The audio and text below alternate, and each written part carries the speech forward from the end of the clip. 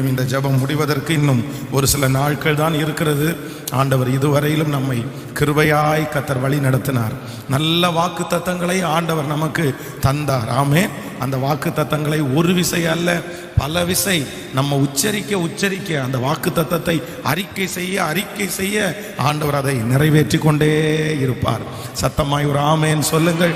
ஆண்டவர் உங்களோடு கூட இருப்பார். விசேஷமாய் ஒரு தேவனுடைய பிள்ளையை எந்த மனுஷனுக்காகவும் நீங்க காத்திருக்கவே கூடாது. சிலர் இந்த தவறை சிலர் செய்யறாங்க.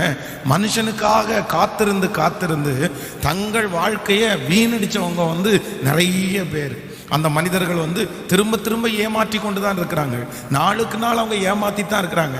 ஆனா கூட ஐயோ இவங்க நம்மளை ஏமாத்துறாங்க, இவங்க போன மாதம் நம்மளை ஏமாத்திட்டாங்க, போன வருஷம் நம்மளை ஏமாத்திட்டாங்க, இனியும் நம்ம இவங்கள்ட்ட ஏமாறக்கூடாது, நம்ம வேற ஏதாவது யோசிக்கணும் அப்படின்னு நிறைய பேர் நினைக்கிறது இல்லை. ஆனா ரொம்ப அவசியமான ஒன்று என்ன அப்படின்னா, எந்த மனுஷனுக்காகவும் ஒரு தேவனுடைய பிள்ளை காத்திருக்கவே கூடாது. நீங்கள் ஒரு விசை ஒரு நல்ல மனிதனாக இருந்தால், ஒரு ஜென்வினான ஒரு மனிதனாக இருந்தால், வேதம் சொல்கிறது சொல் தவறாதவனானால் அவன் பூரண புருஷன். அப்படின்னா நல்லவங்களை எப்படி நீங்க அடையாளம் கண்டுபிடிக்க முடியும்னா, நமக்காக அவங்க ஏதாவது ஒன்று செய்யணும்னு சொன்னா அவங்க வாக்கு கொடுத்ததுல மாற மாட்டாங்க. இன்னைக்கு நான் உனக்கு செய்வேன், இன்னைக்கு நான் உனக்கு வருவேன், இன்னைக்கு நான் உனக்கு பணம் தருவேன், இன்னைக்கு உனக்காக இந்த இடத்துல பேசுவேன் அப்படின்னு சொன்னா, உண்மையாகவே நம்மை நேசித்து நமக்கு செய்யணும்னு நினைச்சா அந்த நாளை அந்த நேரத்தை யாருக்காகவும் அவங்க ஸ்கிப் பண்ணவே மாட்டாங்க. கண்டிப்பா அதை நம்மளை முக்கியமாக அவங்க நினைச்சிட்டு நமக்காக அவங்க பண்ணுவாங்க. ஏதோ ஒரு சூழ்நிலையில ஒரு நாள் 2 நாள் ஒருவேளை மிஸ் ஆகலாம்.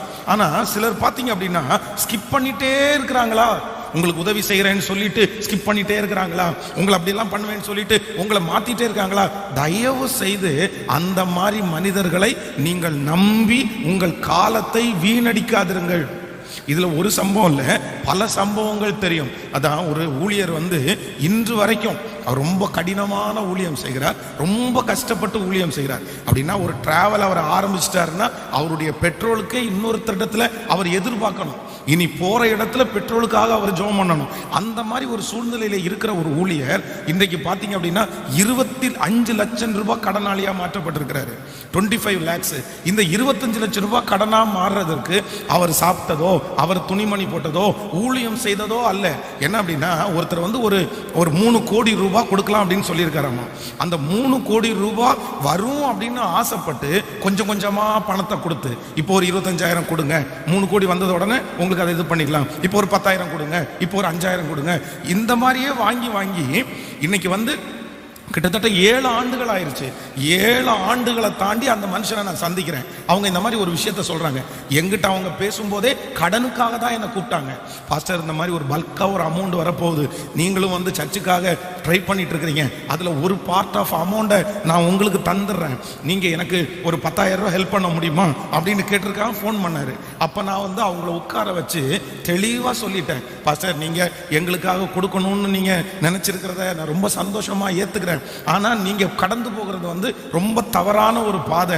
இந்த மாதிரி எனக்கும் நியூஸ் வந்திருக்குது, எனக்கும் லெட்டர் வந்திருக்குது, இதை நீங்க நம்பாதீங்க அப்படின்னு எவ்வளோ தூரம் அவர்கிட்ட சொன்னதுக்கு அப்புறமும் அவர் என்ன நினைச்சார் அப்படின்னு சொன்னா, நான் பணம் கொடுக்கறதுக்காக, அவர் கடன் கேட்ட பணத்தை கொடுக்கறதற்காக நான் அப்படி சொல்றேன்னு நினைச்சிட்டாரு.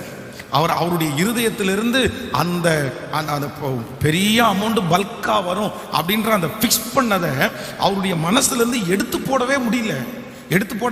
இன்னைக்கு வரைக்கும் அவர் கடன் வாங்கி கொடுத்து கொண்டே இருக்கிறார், கடனாளியாகத்தான் இருக்கிறார். அந்த பணம் அவருக்கு வரல. ஒருவேளை கர்த்தருக்கு பிரியமா இருந்தா வரட்டும், சந்தோஷப்படுறேன். ஆனா நான் என்ன சொல்றேன் அப்படின்னா, மனிதனுக்காக காத்திருக்கிறதை ஆண்டவருடைய பிள்ளைகள் நீங்க அவாய்ட் பண்ணணும். இந்த உலகம் யாருக்காகவும் காத்திருக்கிற உலகம் அல்ல. நீங்க வாழணும், நீங்க நிக்கணும், நீங்க ஜெயிக்கணும், நீங்க போகணும். நீங்க இன்னொருத்தருக்காக காத்து கொண்டு இருப்பீர்களே ஆனால் நீங்க தான் பின்னுக்கு தள்ளப்படுவீங்களே தவிர முன்னாடி அவங்க வேகமா ஓடிடுவாங்க. அவங்க முன்னாடி போயிடுவாங்க, ஆனா காத்திருக்கிற நீங்கள் வெட்கப்பட்டு போவீர்கள். இந்த மாதிரி பல சம்பவங்கள் இருக்கிறது. சிலர் சொந்தக்காரங்களுக்காக, அதான் கையில பணம் இருக்குது, லேண்டு இருக்குது, அந்த லேண்டை வாங்கலாம், ஆனா அவனுடைய ஃப்ரெண்டு இல்ல நம்ம 2 பேரும் சேர்ந்தே வாங்கிடுவோம், 2 பேரும் ஒரே இடத்துல வாங்கிடலாம், எனக்காக கொஞ்சம் வெயிட் பண்ணு, அடுத்த மாசம் எனக்கு பணம் ரெடி ஆகும், அடுத்த வருஷம் எனக்கு ரெடி ஆகும். இந்த மாதிரி சொல்லி சொல்லி இவனுடைய பாக்கெட்ல இருக்கிற பணம் மொத்தமும் காலி பண்ற வரைக்கும் அந்த மனுஷனுக்கு பணமே ரெடி ஆகல. அந்த மனுஷனுக்காக காத்துட்டு இருந்து இந்த மனுஷன் இப்ப ஏமாந்தாச்சு, அவர் வாங்கிட்டாரு, இப்ப இவருடைய பணம் மொத்தமும் செலவழிஞ்சு போயிருச்சு. அப்போ தங்களுடைய வாழ்க்கையே தொலைச்சவங்க நிறைய பேர். சில ஆண்களுக்காக, சில பெண்களுக்காக, நான் உன்னை அடுத்த வருஷம் கல்யாணம் பண்ணிக்கிறேன், அடுத்த மாசம் உன்னை கல்யாணம் பண்ணிக்கிறேன், எங்க அம்மா அப்பாட்ட பேசிட்டு உன்னை கல்யாணம் பண்ணிக்கிறேன், நான் செட்டில் ஆயிட்டு உன்னை கல்யாணம் பண்ணிக்கிறேன், நான் ஒரு நல்ல ஜாப்ல வந்ததுக்கு அப்புறம் கல்யாணம் பண்றேன். தயவு செய்து உங்களை அன்பாய் சொல்லுகிறேன், அந்த மாதிரி சொல்ற நபரை நம்பி உங்க வாழ்க்கையை வீணடிச்சிடாதீங்க. உங்க எதிர்காலத்தை நீங்க கெடுத்துக்காதீங்க. ஏன் அப்படின்னா, கண்டிப்பா அவங்க ஒரு நாளும் மேரேஜ் பண்ண போறதும் இல்லை, செட்டில் ஆக போறதும் இல்லை. இந்த மாதிரி தேவையில்லாத நம்பிக்கைகளை கொடுக்கிற சில மனிதர்களுக்காக நீங்கள் காத்திருப்பீர்களேயானால் உங்கள் வாழ்க்கை சூழ்நிலை மாற்றப்படும். நான் ஒரு நாள் மறக்கவே முடியாத ஒன்று, உக்கடத்தில் நான் வண்டியில் போயிட்டு இருக்கும்போது பின்னாடி ஒருத்தர் ரொம்ப வேகமாக ஹாரன் பண்ணிட்டே வந்தார். அப்போ நான் மனசில் நினச்சேன், ஒருவேளை ஏதாவது ரொம்ப எமர்ஜென்சியாக இருக்கும், இவ்வளோ வேகமாக ஹாரன் பண்ணுறாங்களே அப்படின்னு சொல்லி நான் வண்டியை சைடில் நான் ஒதுக்கிட்டேன். நான் ஒதுக்கணுன்னா அவர் முன்னாடி போனார். நீ உண்மையிலே நான் ஒரே ஒரு மனுஷனுக்கு மட்டும்தான் வழி விட்டேன், சரி அவர் போயிடட்டும், அவருக்கு பின்னாடி நம்ம போயிடலாம் அப்படின்னு.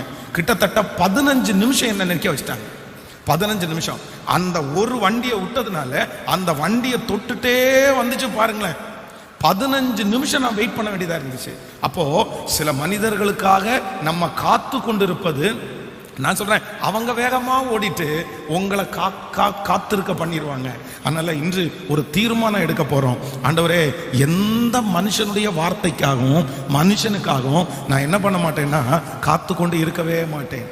ஆண்டவர் உங்களை உயர்த்துவதற்கு நீங்கள் காத்து கொண்டிருக்கலாம், கர்த்தருடைய கரத்துல காத்துட்டு இருக்கலாம். ஆனா இன்னொரு மனுஷனை நம்பி, அவனுடைய வார்த்தையை நம்பி அவனுக்காக ஒரு நாள் என்ன பண்ணிட்டு இருக்காதீங்கன்னா காத்துட்டு இருக்காதீங்க. நடந்தா நடக்கட்டும், அது கிடைச்சா கிடைக்கட்டும், அது வந்தா வரட்டும். ஆனா அந்த மனுஷனுக்காகவே காத்து கொண்டிருந்து உங்களுடைய எதிர்காலத்தை நீங்கள் வீணடிச்சிடக்கூடாது, உங்க நாட்களை நீங்க விட்டுறக்கூடாது. அதற்கு மாறாக நீங்க செஞ்சுட்டே இருங்க. உங்க கைகளை வர்த்திக்க பண்றதற்கு, ஆசீர்வதிக்கிறதற்கு கர்த்தர் வல்லவரா இருக்கிறார். ஆமென் சொல்லுங்கள். எல்லாரும் கைகளை உயர்த்தி ஆண்டவரிடத்துல சொல்லுங்க, தகப்பனே எங்களுக்கு ஒரு இரக்கம் எங்களுக்கு கிடைக்க வேண்டும். தகப்பனே, இனி எந்த மனுஷனுக்காகவும் நாங்கள் காத்திருந்து எங்கள் எதிர்காலத்தை வீணடிச்சிடவே கூடாது. சொல்லுங்க, இது இருதயத்தின் ஆழத்திலிருந்து, தகப்பனே உமக்கு ஸ்தோத்திரம் ஸ்தோத்திரம் ஸ்தோத்திரம். ஒருவேளை இந்த சத்தத்தை கேட்கிற யாரோ ஒருத்தருடைய வாழ்க்கை அப்படி இருக்கலாம், இல்லைன்னா உங்க பிள்ளைகளுடைய வாழ்க்கை அப்படி இருக்கலாம். பாஸ்டர், நானும் சொல்லிட்டே தான் இருக்கிறேன், நம்பாத, அந்த மனுஷனை நம்பாத, அந்த காரியத்தை நம்பாத, இத்தனை நாட்கள் மாற்றி மாற்றி சொல்றாங்களே ஆனா கேட்கலையே. இப்ப கையை உயர்த்தி அந்த ஞானம் எங்களுடைய பிள்ளைகளுக்கு கிடைக்கட்டும் என்று சொல்லி ஜெபிங்க. எல்லாரும் இருதயத்தின் ஆழத்திலிருந்து சொல்லுங்க, தகப்பனே அந்த ஞானம் எங்களுக்கு கிடைக்கட்டும், அந்த அறிவு எங்களுக்கு வரட்டும்.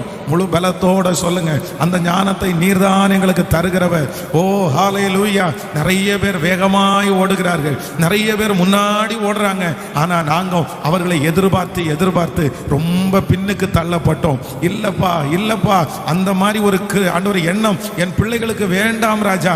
இன்று முதல் மனிதனை நம்புவதை பார்க்கலும் கர்த்தர் மேல பற்றுதலா இருக்கிறதற்கு, ஆண்டவரையே நம்புவதற்கு, கர்த்தரை சார்ந்து வாழ்வதற்கு எங்கள் ஒவ்வொருவருக்கும் நீர் இரக்கத்தையும் கிருபையையும் நீர் தரப்போகிறதற்காக நன்றி, தரப்போகிறதற்காக நன்றி.